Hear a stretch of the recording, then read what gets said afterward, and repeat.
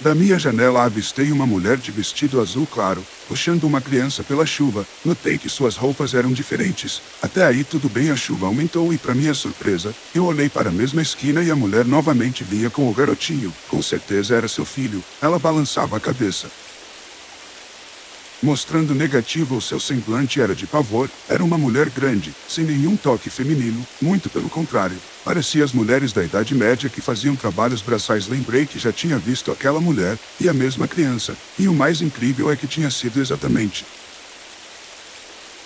no dia 26 do mês anterior. Lembro porque foi aniversário do meu tio Eusébio. Desci e abri a porta que dava diretamente para a calçada. Abri apenas um pouco, a abertura de um dedo. Queria ver o rosto da mulher. Ela estava vindo no sentido contrário, modos que não poderia vê-la ainda. Mas a estranha mulher notou a minha presença. Abriu-se um clarão e eu caí. Depois de alguns segundos abri os olhos e o meu coração quase parou. Eu não estava em frente ao açougue da minha família. Eram casas de madeira, rua de barro. O céu estava tão estrelado que a lua parecia estar a poucos metros da minha mão.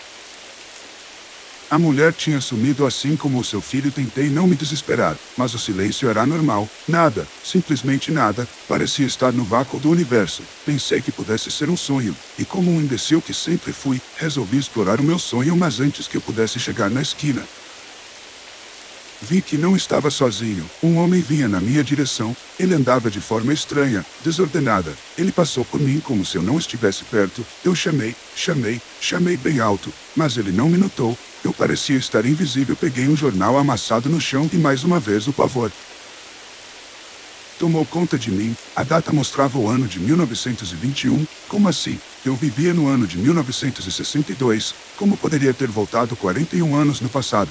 Aquilo não poderia estar acontecendo. Corri para dentro de um galpão. Passava então a considerar estar num lugar hostil. Fiquei encolhido num canto. Joguei papelão sobre o meu corpo. Fiquei ali encolhido no final do galpão, achando que ninguém poderia me achar. Mas acharam. Uma senhora abriu as portas do galpão e veio na minha direção. O seu andar era descompassado igual a do homem. Ela chamou-me pelo nome. Com voz apavorante dizia que onde eu estava não era o meu lugar. Fiquei parado com o papelão a camuflar-me, mas ela chegava mais perto, me chamando ainda mais alto. Parou na minha frente. Confesso que nunca tinha sentido tanto medo. Fiquei parado, conseguia ouvir e sentir a sua respiração, que mais parecia de um animal. Estava paralisado, não sabia como era seu rosto. Achei que não houvesse perigo quando baixinho disse para não ter medo, que no final tudo ia ficar bem. Me deixei levar pelas palavras serenas da estranha mulher, e me enganei. Ao baixar o papelão que cobria o meu rosto, tive ali na minha frente a verdadeira visão do inferno.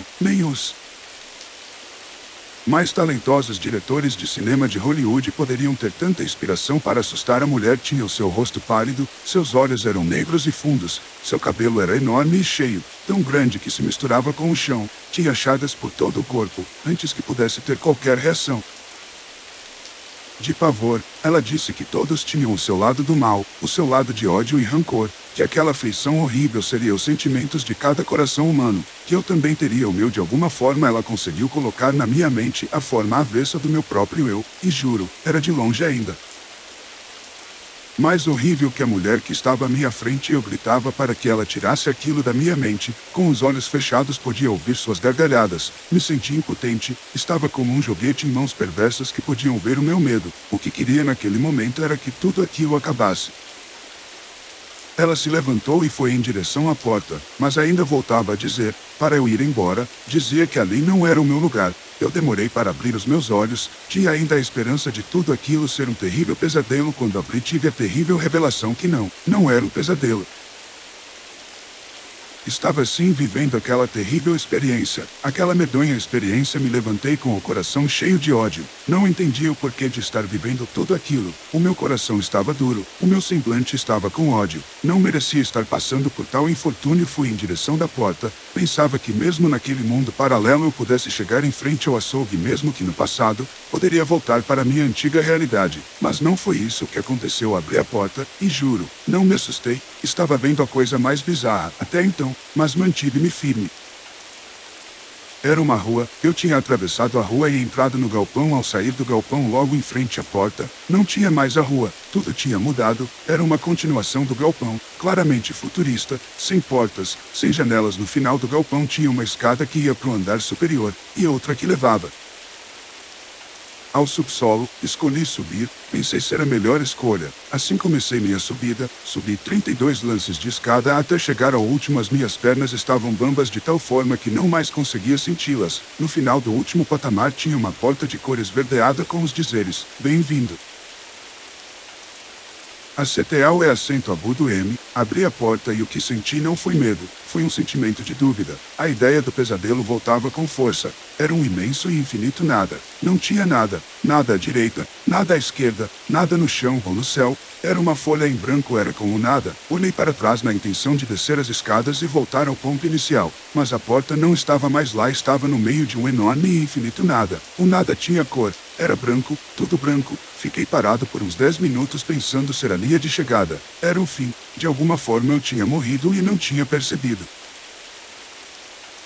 O que achava ser céu, se chamava Tower de bem ao longe avistei um pontinho preto que crescia, parecia se aproximar. Não tinha outra opção senão esperar. O pontinho foi se aproximando até que pude ver que eram dois homens também vestidos de branco, um extremamente alto, passava fácil de 2 metros, e o outro mais parecia um anão. Não tinha o que fazer senão esperar. Fiquei parado, olhando.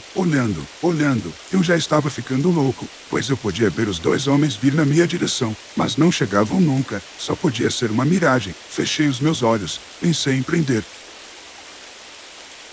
minha respiração e realmente morrer. Morrer seria a solução de todos os males. Senti alguém tocar no meu ombro. Olhei e era o homem que passava dos 2 metros de altura. Ao ver o meu rosto ficou claramente espantado. Estranhou ao me tocar. Perguntou o que eu fazia ali. Disse que não era o meu lugar. Sabia que não era, mas não tinha escolha. O pequenino confortou meu coração dizendo que nenhum mal ia me acontecer. Eles não eram humanos, mas também não eram alienígenas. Tinham a mesma forma que o meu corpo, mas percebi que se comunicavam pela mente e me disseram que eram da Era de Ouro. 2 existências depois do Homo sapiens sapiens, aquilo era bem diferente para mim. Perguntei várias coisas, e vi que eles já tinham vivido na dimensão a qual eu vivia. Me disseram que Adão era o primeiro homem do meu tempo. Disse que antes de Adão a Terra já tinha contemplado 6 outras existências. Ele contou que os oníricos foram os primeiros seguidos da raça Nephilins, 80, reptilianos, Balactimon, Atlantes, humanos, Zod e eles os Ourives. Disse que ainda teria mais uma existência na massa do universo. Depois o tempo ia voltar a se comprimir e voltar a ser um grande e imenso nada como no início há 448 bilhões de anos. Perguntei como poderiam viver num imenso nada, mas eles me disseram que não viviam ali, não viviam em lugar nenhum, viviam para dentro de sua própria realidade, se materializam apenas quando se sentem tentados. Jamais pensei adquirir tanto conhecimento em tão curto tempo. Eu pedi ajuda para voltar para minha realidade, mas o pequenino foi enfático em dizer que não poderiam interferir na roda da vida humana. Eu deveria achar o caminho de volta por mim mesmo. O grandalhão, na intenção de ajudar, disse que os humanos têm uma força motriz que circunda tudo. Essa